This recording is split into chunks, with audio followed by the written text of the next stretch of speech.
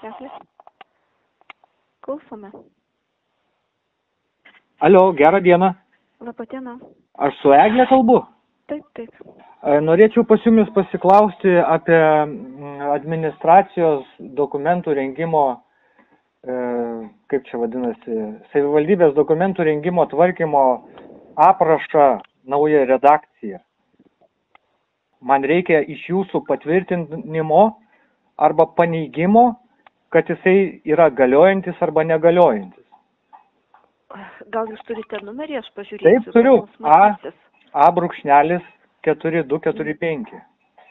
Minutėlė. Gruodžio 18-20 metų. Minutėlė, tai aš. Ir numeriukas?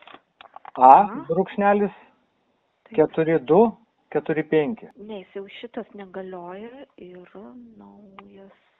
Naujas yra. Priimtas, taip. Kada jis yra priimtas? 2024. Taip. Liepos 17. Numeriuką gal pasakysit? A brūkšnelis.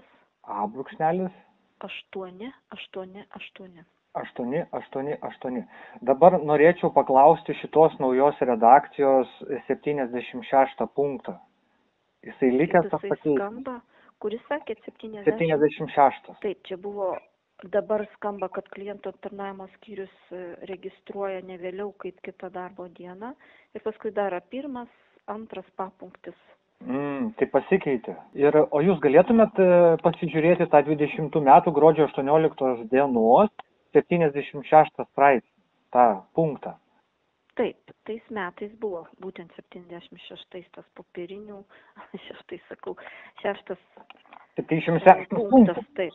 Taip, tai tenai buvo parašyta, kad savivaldybės tarybos sprendimų ir mero potvarkių nuorašai tvirtinami sekretoriato antspaudu, teisingai? Taip. O dabar kas tvirtina pagal naują redakciją? Tai va dabar reiktų išsiaiškiti, kuris dabar punktas. Tai gali... Jūs pasižiūrėkite, nes visi tas punktas turėtų... Gerai, bet kaip bebūtų, tai visi dokumentai parengti iki Liepos 7-24 metų turėjo vadovautis šitais, teisingai? Taip. Supratau.